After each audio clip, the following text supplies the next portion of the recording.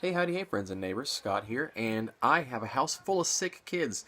My wife is away for the weekend, so amid all this chaos, I'm going to try to bake some elderberry banana bread to help get those elderberries into them.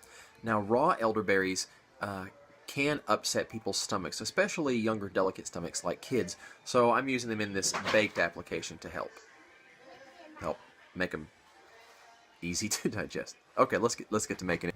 Oh, look, we also have some homemade yogurt started. So good for your intestinal flora, which means it's good for your immune system and everything. We've got 3 really ripe bananas, and I'm going to mash those up. The recipe calls for 1 cup of white sugar. I don't want to give my kids that much sugar, so I would do half a cup, but because the elderberries might need a little bit of help, I'm going to kind of compromise with about 3/4 of a cup of sugar. And if I've miscalculated, I can always compensate at the end by drizzling some honey or some maple syrup over the top, which would be delightful. Next, we're going to add 1 farm fresh egg, already beaten up there a little bit. Look at how yellow that is.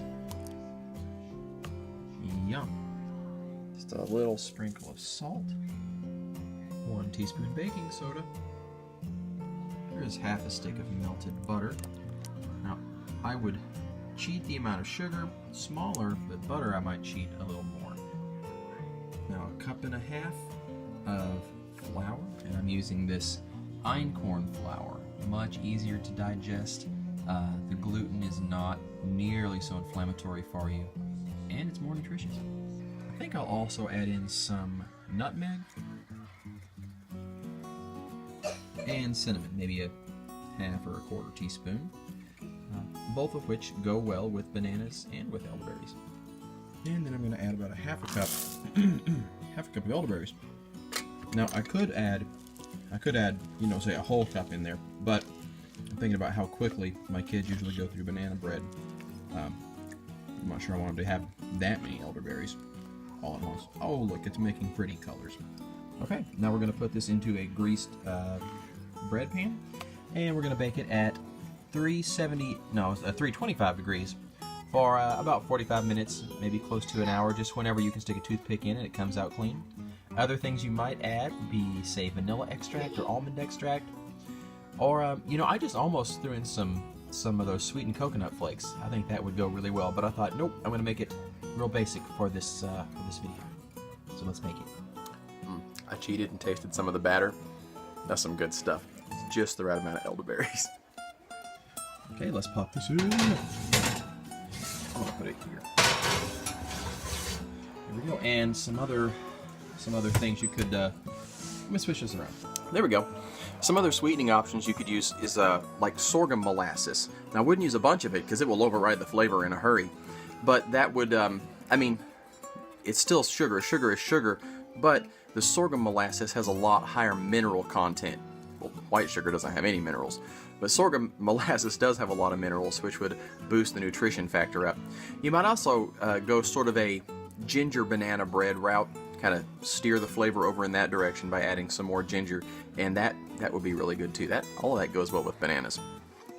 Okay, let's through the magic of internet, let's fast forward to when this stuff is done. Okay. The tester stick came out clean. I'm not watching through the camera. More important that I don't burn myself.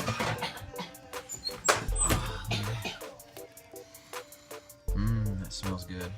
Sorry, I'm holding this left-handed and like at a really funny angle to do this, so I'm sorry if it's shaky. I'm gonna let it cool for just a bit, and we're gonna get a slice. I left some of the bottom of it in the pan. Whoopsie, I got impatient and tried to pull it out before it cooled. Look at that. Okay, let's see if I can eat it on the camera here. They're hot. That's good. Now I'm going to give him a piece.